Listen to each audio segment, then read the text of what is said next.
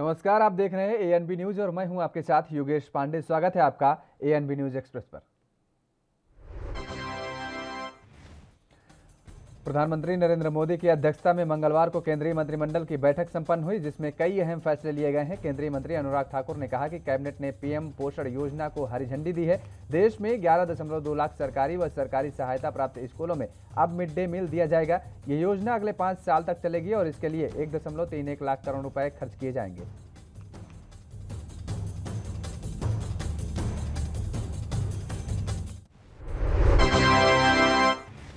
अनुराग ठाकुर ने कहा कि मध्य प्रदेश में नीमच से रतलाम लाइन अभी भी सिंगल लाइन है। इस लाइन की डबलिंग की मंजूरी दी गई है। 133 किलोमीटर के इस लाइन पर लगभग 196 करोड़ रुपए खर्च होंगे। गुजरात में राजकोट कनालुस लाइन को भी डबलिंग की मंजूरी दी गई है और 111 किलोमीटर के इस लाइन पर 1080 करोड़ रुपए का निवेश होगा। इन दोनों लाइन के निर्माण होने से उद्योगों को बल मिलेगा। 3 साल में इन दोनों रेलवे लाइनों को पूरा करने की योजना है। कैबिनेट की बैठक के बाद केंद्रीय मंत्री पीयूष गोयल ने जानकारी दी है कि 21 सितंबर तक 185 बिलियन डॉलर का निर्यात हो चुका है, जो एक रिकॉर्ड है। इसके साथ ही उन्होंने कहा कि ऐसी अफवाहें चल रही हैं कि चीन से सेब के आयात पर शुल्क कम कर दिया गया है। ऐसा कोई निर्णय नहीं लिया गया है। यह पूरी तरह से निराधार है। ऐसा लगता है कि कुछ लोगों के पास केवल अफवाह फैलाने का धंधा है।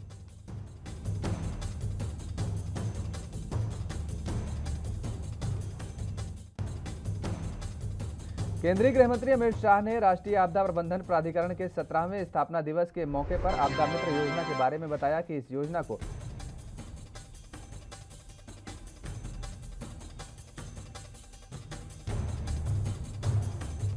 केंद्रीय गृह मंत्री अमित शाह ने कहा है कि केंद्र देश भर के 350 जिलों में आपदा मित्र परियोजना को शुरू करने की योजना बना रहा है। इसमें किसी भी आपदा के दौरान तेजी से काम करने के लिए आम लोगों को प्रशिक्षित किया जाएगा।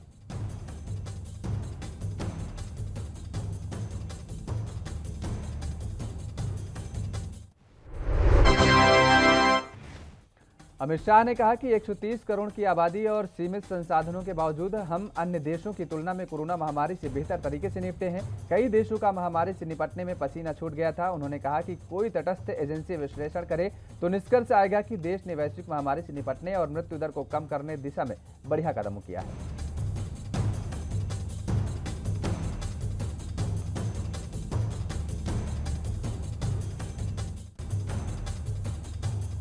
महामारी के दौरान देश के कुछ हिस्सों में आए चक्रवात का जिक्र करते हुए शाह ने कहा है कि यह बेहतरीन योजना और तैयारी का ही नतीजा था कि चक्रवात के दौरान प्रभावित क्षेत्रों में किसी भी ऑक्सीजन प्लांट में कोई क्षति नहीं हुई है और इसके साथ ही किसी भी अस्पताल व ऑक्सीजन प्लांट में बिजली आपूर्ति प्रभावित नहीं हुई है। गोड्डा से रांची के लिए बुधवार को सीधी ट्रेन खुलेगी। यह ट्रेन गोंडा से दोपहर 1:15 पर चलेगी और रेल मंत्री अश्विनी वैष्णव वीडियो कॉन्फ्रेंसिंग के जरिए इसका उद्घाटन करेंगे, जबकि गोड्डा सांसद डॉक्टर निशिकांत व गोड्डा विधायक अमित मंडल ट्रेन को हरी झंडी दिखाकर रवाना करेंगे।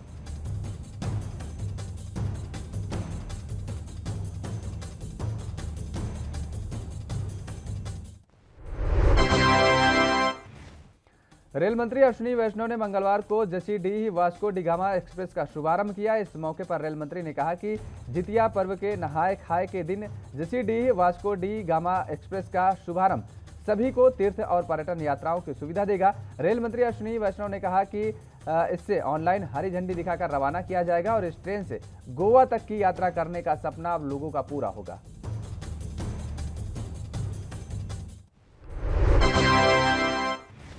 छत्तीसगढ़ के मुख्यमंत्री भूपेश बघेल ने अपने निवास कार्यक्रम में हल्बा आदिवासी समाज के प्रतिनिधि मंडल से चर्चा के दौरान आदिवासियों के आस्था के केंद्र बड़े डोंगर और अमर शहीद गैंद सिंह की कर्मस्थली पर्लकोट को पर्यटन स्थल के रूप में विकसित करने की घोषणा की है। उन्होंने कहा कि शहीद गैंद सिंह की जीवनी को पाठ्यक्रम में शामिल किया जाएगा। सीएम बघेल ने हल्बा आदिवासी समाज के प्रतिनिधि मंडल से चर्चा के दौरान शासन की विभिन्न जन कल्याणकारी योजनाओं की मैदानी स्थिति की जानकारी भी ली।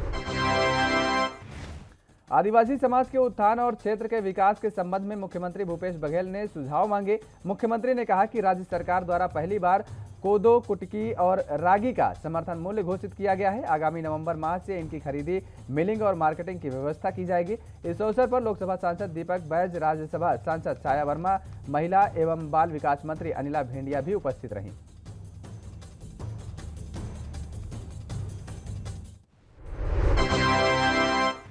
मध्य प्रदेश की पृथ्वीपुर विधानसभा सीट पर उपचुनाव की घोषणा होते ही आचार संहिता लागू हो चुकी है। इसके बाद आज सीएम शिवराज सिंह चौहान टीकमगढ़ पहुंचे। यहां पर उन्होंने गौर इलाके में जनसभा को संबोधित किया। सभा के बाद सीएम गांव-गांव घूमते हुए दिगौड़ा पहुंचे। बता दें कि सीएम शिवराज सिंह चौहान सुबह 10 बजे भोपाल से हेलीकॉप्टर द्वारा टीकमगढ़ जिले के गौर इलाके में पहुंचे थे।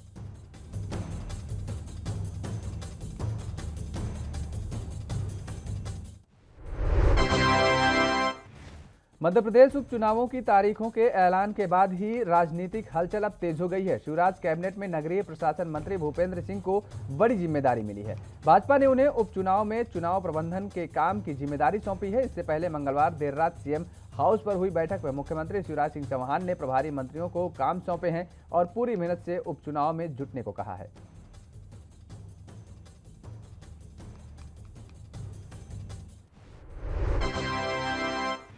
उत्तराखंड के कैबिनेट मंत्री हरक सिंह रावत का अक्सर विवादों से नाता रहा है। हरक सिंह रावत एक बार फिर अपने बयान के लिए सुर्खियों में है। प्रदेश के कैबिनेट मंत्री डॉक्टर हरक सिंह रावत का एक वीडियो मंगलवार को सोशल मीडिया पर वायरल हुआ है और इस वीडियो में हरक सिंह रावत कह रहे हैं कि उत्तराखंड के शहीदों और आंदोलनकारी आंसू बहा रहे हैं कि नालायकों के हाथों में सत्ता सौंप दी गई है।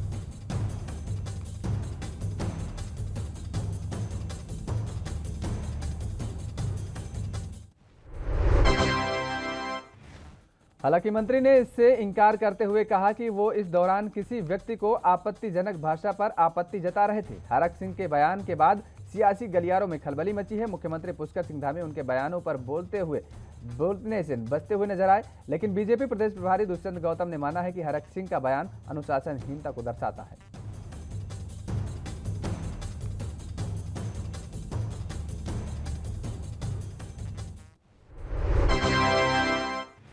चारधाम यात्रा पर आने वाले तीर्थ यात्रियों की संख्या निर्धारित कर दी गई है। इसके तहत बद्रीनाथ में 1000, केदारनाथ में 800, गंगोत्री में 600 और यमुनोत्री में प्रतिदिन 400 यात्री जा सकते हैं। इस लिमिट के लगने की वजह से सीमित संख्या में ही श्रद्धालु यात्रा कर सकते हैं, लेकिन सरकार अब इस संख्या को बढ़ाने की गुहार लेकर हाईकोर्ट जाने की तैयारी कर रही है।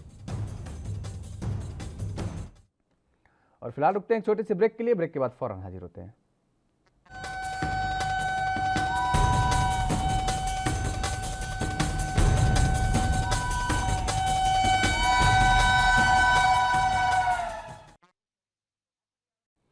ब्रेक के बाद एक बार फिर आप सभी का स्वागत है। एएनबी न्यूज एक्सप्रेस में खबरों में आगे बढ़ेंगे।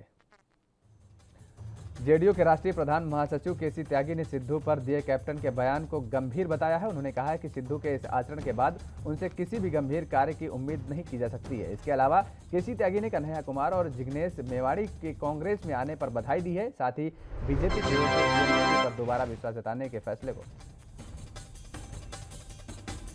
कांग्रेस में उसे घमासान पर बोलते हुए आरजेडी नेता मनोज झा ने कहा है कि दूसरे दलों पर टिप्पणी करने से पहले बीजेपी अपने गिरेबान में झांके। वहीं मनोज झा ने आगे बोलते हुए कहा कि बीजेपी और कांग्रेस दोनों ही पार्टियों को नसीहत दी है कि हर किसी को राष्ट्र विरोधी जैसी शब्दावली से बचना चाहिए।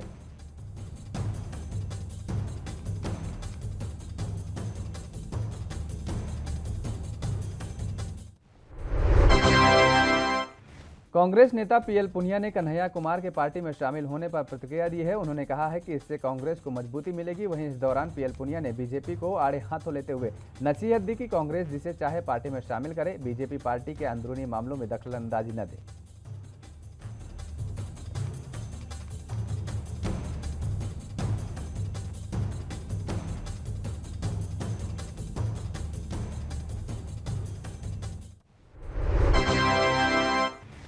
आज़ादी के अमृत महोत्सव के तहत आज़ादी के बलिदानियों की वीरगाथा का बखान करने के लिए बिहार के पश्चिमी चंपारण से शुरू हुई सीआईएसएफ की साइकिल यात्रा अलीगढ़ पहुंची। रैली सिकंदरा राव से अलीगढ़ होते हुए राजघाट के लिए निकलेगी। यात्रा के अलीगढ़ आने पर अधिकारियों ने अगवानी की और जोरदार स्वागत किया। साथ ही राष्ट्रभक्ति के नारे लगाए गए। ये यात्रा 2 अक्टूबर को राजघाट में संपन्न होगी।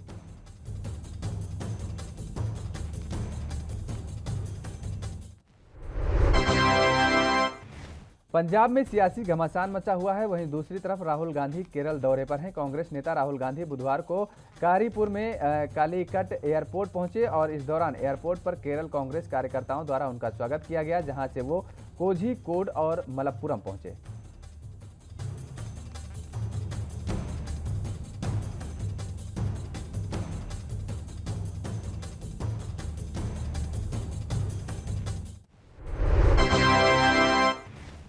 राहुल गांधी कोझीकोड और मलप्पुरम में कांग्रेस के कार्यक्रमों में शामिल हुए और कई परियोजनाओं का उद्घाटन भी किया। इस दौरान राहुल गांधी की उपस्थिति में कई लोगों ने कांग्रेस की सदस्यता भी ली। बता दें कि 2019 के लोकसभा चुनाव में राहुल केरल की वायनाड सीट से लोकसभा के लिए निर्वाचित हुए थे।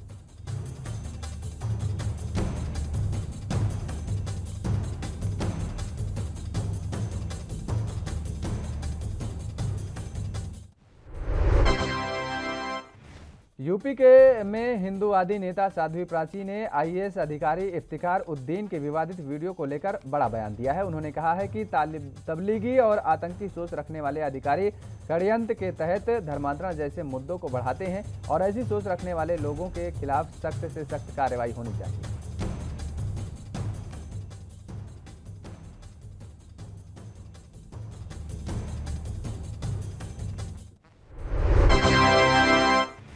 वहीं इस दौरान साध्वी प्राची सपा सांसद डॉक्टर बर्क के मॉब लिंचिंग वाले बयान पर भड़क उठी। कहा कि जब हिंदुओं के साथ मॉब लिंचिंग की घटनाएं हो रही थी तो वो कहां थे।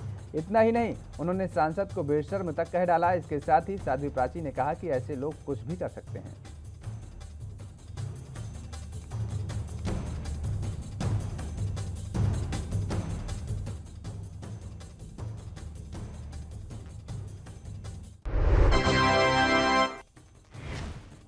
पश्चिम बंगाल की मुख्यमंत्री ममता बनर्जी के खिलाफ मुंबई बीजेपी युवा ने मोर्चा खोल दिया है। ममता बनर्जी के बैनर पोस्टर को कुचलकर अपमानित किया।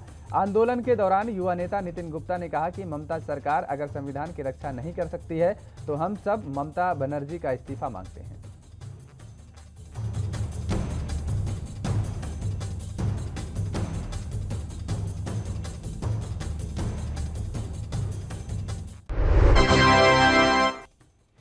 बीजेपी सांसद का मंच पर सोते हुए वीडियो सोशल मीडिया पर वायरल हो गया है। मुख्यमंत्री योगी आदित्यनाथ आज जब बाराबंकी में करोड़ों की सौगात दे रहे थे तो मंच में अपनी सरकार की उपलब्धियों को गिना रहे थे। उस समय अयोध्या से बीजेपी सांसद लल्लू सिंह मंच पर सोते दिखे।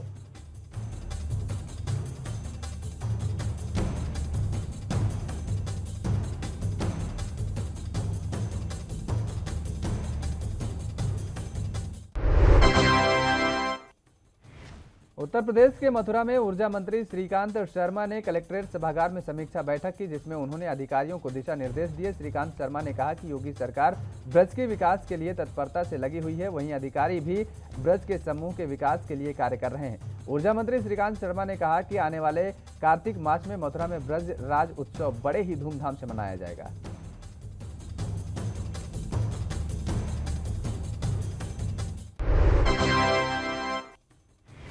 नवजोत सिंह सिद्धू के इस्तीफे देने के बाद से ही बीजेपी के नेता लगातार नवजोत सिंह सिद्धू समेत कांग्रेस पार्टी पर निशाना साध रहे हैं।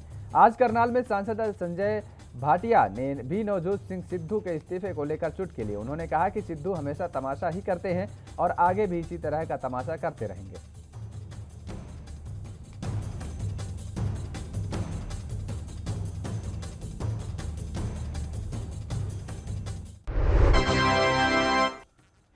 उपायुक्त आरएस ढिल्लों ने स्थानीय अनाज मंडी का दौरा कर सफल खरीद प्रबंधों का जायजा लिया और अधिकारियों को आवश्यक दिशा निर्देश भी दिए कि सभी व्यवस्थाएं निर्बाध रूप से जारी रहें। उनको अधिकारियों को निर्देश दिए कि किसानों को किसी प्रकार की समस्या न होने दें, उनके फसलों की बिक्री में पूर्ण सहयोग और सुविधा प्रदान की जाए।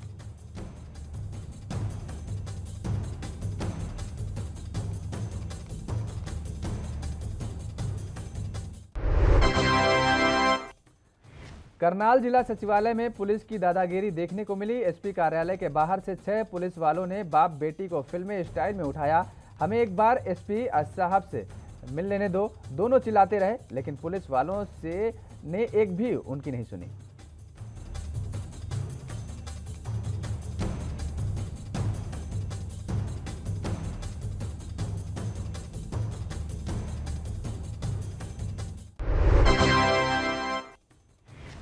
आज वर्ल्ड हार्ट डे पर हरियाणा के यमुनानगर में भी एक विशेष कार्यक्रम का आयोजन किया गया। आपको बता दें कि इस कार्यक्रम में इंडियन मेडिकल एसोसिएशन के सदस्यों के अलावा हेल्थ सेक्टर के डॉक्टर, पैरामेडिकल स्टाफ के लोगों को भी विशेष रूप से आमंत्रित किया गया। इस अवसर पर सीएमओ डॉक्टर विजय दहिया ने कहा कि आज के समय में डॉक्टर भी दिल के रोगों का शिकार हो रहे हैं, इसलिए डॉक्टरों की देखभाल और उनसे संबंधित विषयों पर चर्चा के लिए इस कार्यशाला का आयोजन किया गया है।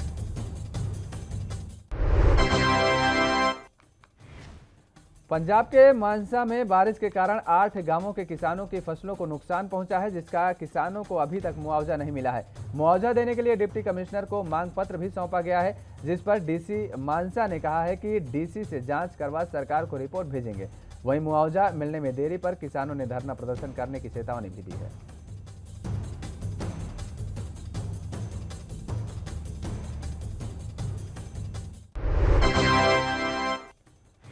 पंजाब सरकार की ओर से राज्य के हर शहर और गांवों में चिप वाले मीटर लगाने शुरू कर दिए गए हैं, जो कि रिचार्ज करने पर ही चलेंगे, जिसको लेकर लोगों में रोष है।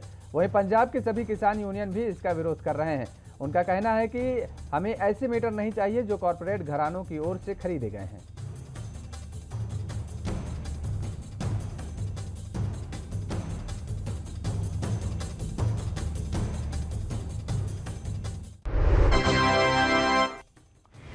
सामुदायिक स्वास्थ्य केंद्र सितारगंज में डाबर ग्रुप की ओर से 60 लाख की लागत से लगाए गए ऑक्सीजन जनरेशन यूनिट का डीएम रंजना राजगुरु और क्षेत्रीय विधायक सौरभ बहुगुणा ने संयुक्त रूप से फीता काट का शुभारंभ किया। क्षेत्रीय विधायक सौरभ बहुगुणा ने बताया कि कोरोना महामारी के समय में पूरे शहर में ऑक्सीजन सिलेंडर को लेकर त्राही त्राही मची हुई थी, जिसको देखते हुए सितारगंज में ऑक्सीजन जनरेशन यूनिट लगाया गया।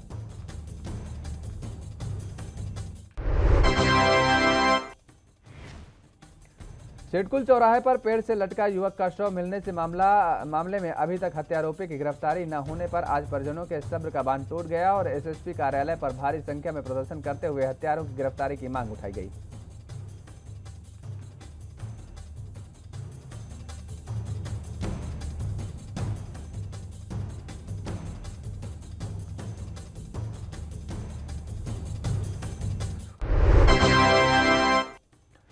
एमपी में बालाघाट जिले के किरनारपुर में आउटसोर्स बिजली कर्मियों के हड़ताल से विद्युत सेवाओं पर असर पड़ा है। बता दें कि 23 अगस्त को ऊर्जा मंत्री के शेष संगठन के प्रतिनिधि मंडल की बैठक संपन्न हुई थी, जिसमें ऊर्जा मंत्री ने आउटसोर्सिंग कर्मचारियों की मांग को पूरा करने के लिए 1 माह का समय मांगा था, जो पूरा हो चुका है। ऐसे में तय समय सीमा बीत जाने के बाद नाराज कर्मियों ने अनिश्चितकालीन हड़ताल शुरू कर दी है।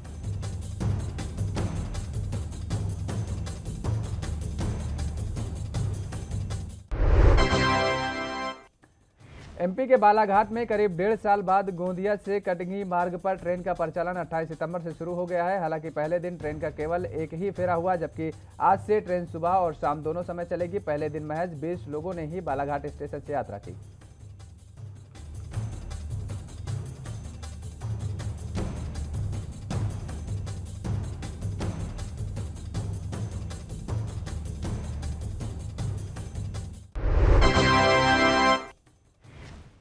मध्य प्रदेश के मंदसौर जिले के शामगढ़ का एक वीडियो वायरल हो रहा है। दरअसल वीडियो में शामगढ़ थाने से कुछ ही दूरी का बताया जा रहा है, जिसमें कुछ लोग एक व्यक्ति के साथ मारपीट करते दिखाई दे रहे हैं। हालांकि मारपीट का वीडियो जैसे ही वायरल हुआ तो पुलिस हरकत में आई, और जिसके बाद पुलिस ने 6 लोगों को मुकदमा दर्ज कर लिया है।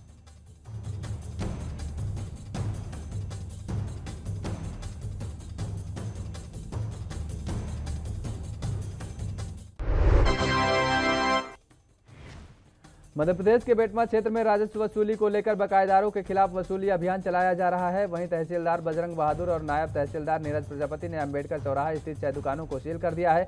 बता दें कि बेटमा क्षेत्र में 80 लाख रुपए की राजस्व वसूली होना बाकी है।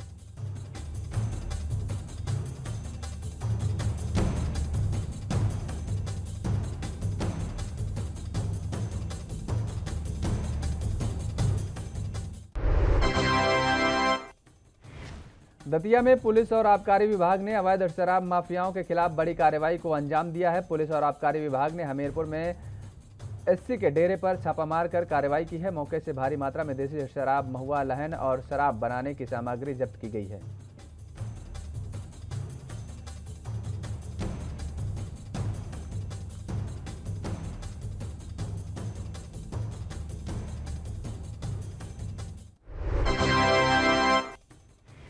बड़ी संख्या में सड़कों पर उतरकर सहारा कर्मियों ने प्रदर्शन किया और सैकड़ों की संख्या में सहारा कर्मियों ने पीएम मोदी, गृह मंत्री अमित शाह और सहकारिता मंत्री के नाम सांसद और सिटी मजिस्ट्रेट को ज्ञापन सौंपा, जिसमें सहारा से भी विवाद को सुलझाने की अपील की गई।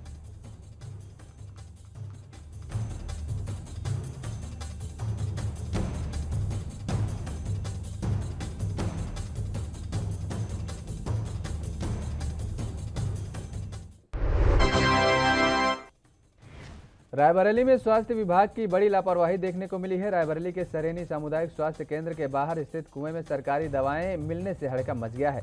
वीडियो वायरल होने के बाद स्वास्थ्य विभाग की पोल खुली तो मामले में सीएमओ डॉक्टर वीरेंद्र सिंह ने जांच के आदेश दिए।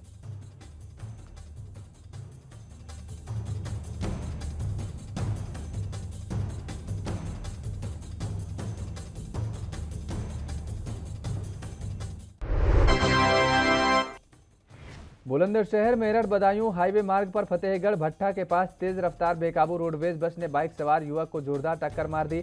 हादसे में युवक की मौके पर ही दर्दनाक मौत हो गई है। पुलिस ने रोडवेज बस को कब्जे में लेकर मृतक के शव को पंचनामा भरकर पोस्टमार्टम के लिए भेज दिया है।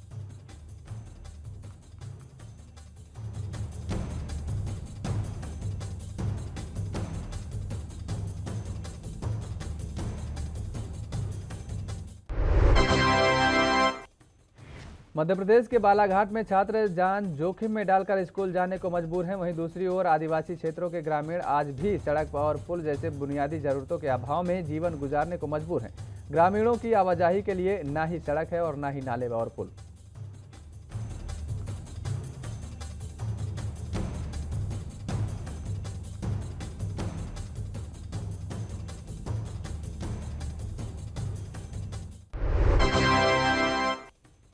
हरियाणा सरकार की ओर से धान की खरीद 1 अक्टूबर से शुरू होने हैं, जिसे ऐसे में किसान अपनी धान मंडी में लेकर पहुंचने लग गए हैं। वहीं मार्केट कमेटी की ओर से साफ सफाई और बिजली की व्यवस्था कर दी गई है। अंबाला की अनाज मंडी की मार्केट कमेटी के सेक्रेटरी ने दावा किया है कि साफ सफाई को लेकर हमारी पूरी तैयारियां हैं। हमने पीने के पानी और बिजली की व्यवस्था को दुरुस्त कर दिया है।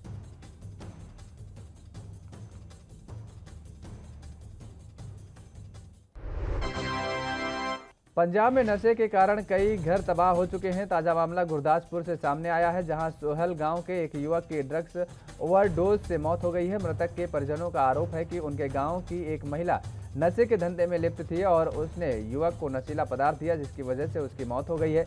मामले में पुलिस मामला दर्ज कर कार्रवाई करने की बात कर रही है।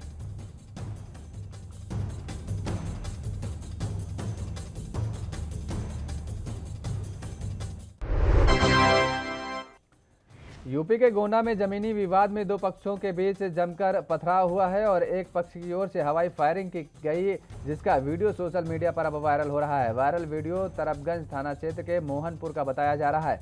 वायरल वीडियो का संज्ञान लेते हुए अपर पुलिस अधीक्षक शिवराज ने कार्रवाई की बात कही है।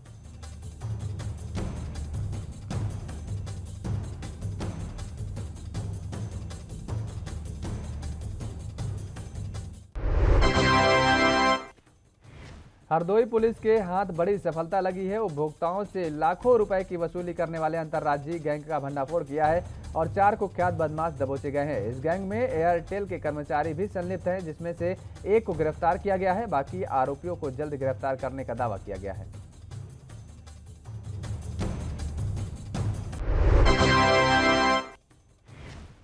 लखनऊ के जोन 6 में घंटाघर पिक्चर गैलरी छोटे इमामबाड़े के पास नगर निगम की ओर से अतिक्रमण को लेकर अभियान चलाया गया। इस दौरान नगर निगम की टीम को लोगों के विरोध का सामना भी करना पड़ा। ऐसे में सड़क पर लगी दुकानों ठेलों के वजह से काफी ट्रैफिक जाम की समस्या रहती है, जिससे लेकर आज ये अभियान चलाया गया।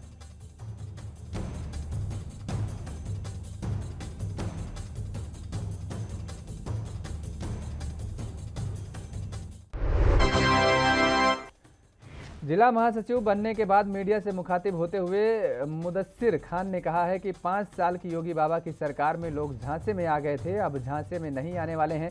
इस सरकार ने रोजगार के नाम पर युवकों को धोखा दिया है।